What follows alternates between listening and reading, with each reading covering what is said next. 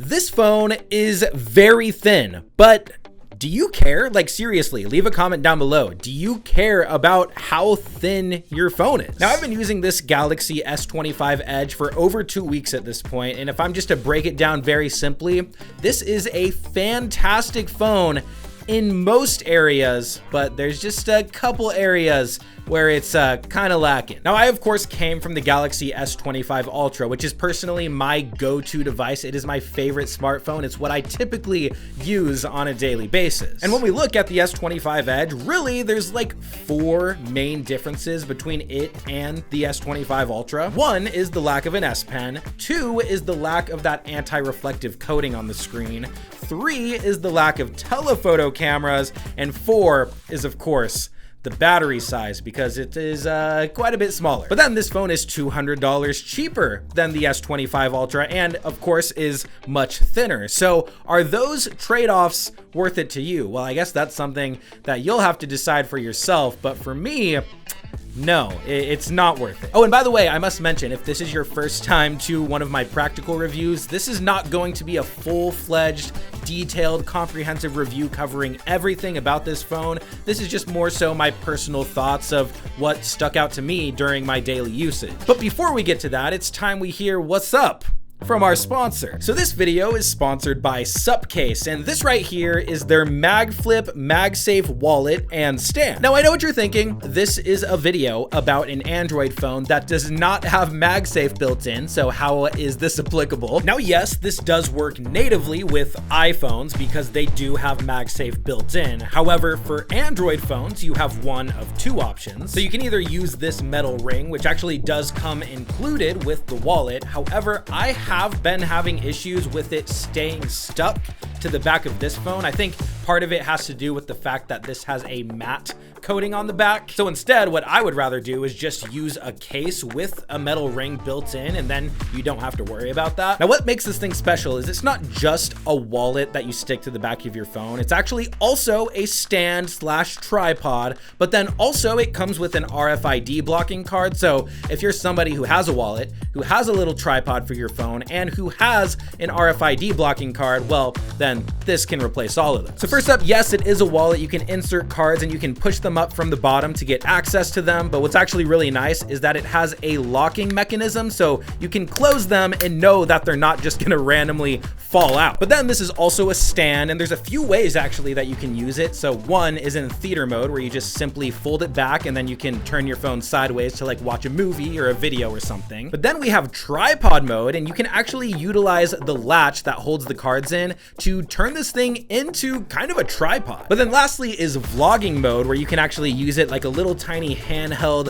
vlog grip so that you can walk around with it and vlog. And by the way, it does come in 6 different colors. I have the black and the silver one. But anyways, if you guys want to check out this Supcase MagFlip for yourself, I'll go ahead and put a link in the description, and there is a 10% off coupon on Amazon right now. Okay, so out of the 4 things that I mentioned that really differentiate this phone from the S25 Ultra, there's actually only one main one that is really making me want to switch back to the Ultra. Now, sure, I do care about all 4 of those things, but the one main one that I really can't get over about this phone is, yeah, the battery life. Because yes, while it is nice to have an S Pen on your phone, I found it's not really something that I need. Like, it's more of just a nice to have thing that I honestly barely use every once in a while, so I don't really care if it's on my phone. And then yes, while it is very nice actually to have that anti-reflective coating on the screen, I actually love that on the S25 Ultra, it is also kind of a nice to have feature that, you know, you can live without. And then even the telephoto cameras actually, like, I've found in my daily usage that I don't necessarily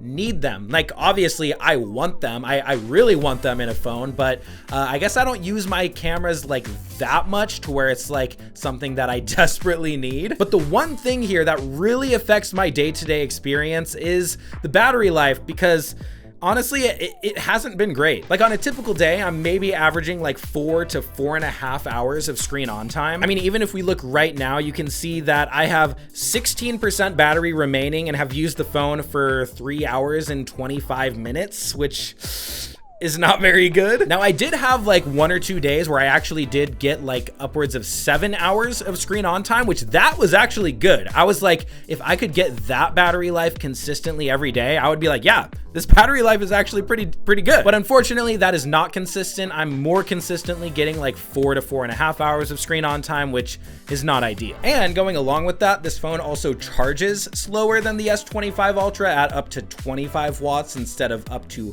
45 watts. And kind of a weird thing, I was told by Samsung that this phone is Qi 2 ready, meaning that if you use a case that is certified as Qi 2 ready, this phone can then achieve Qi 2 wireless charging speeds. But for some reason, even though I have a Qi 2 ready case on this phone and I use a Qi 2 wireless charger, I have not been able to get those Qi 2 wireless charging speeds. I don't know if that's a bug or I don't know. And so at the end of the day, there clearly are sacrifices that you have to be willing to make here if you want a very thin phone. And the question is, are you willing to make those sacrifices? Because like I've realized that I actually don't really care that this phone is thin. Like, yeah, it's cool. You can show it to people and they'll be like, wow, that's really thin. But in practical day-to-day usage, it's just like, I don't know, it doesn't really make that much of a difference to me at all. Now, when it comes to something like a folding phone, that is when I think having a super thin device does really make sense because, you know,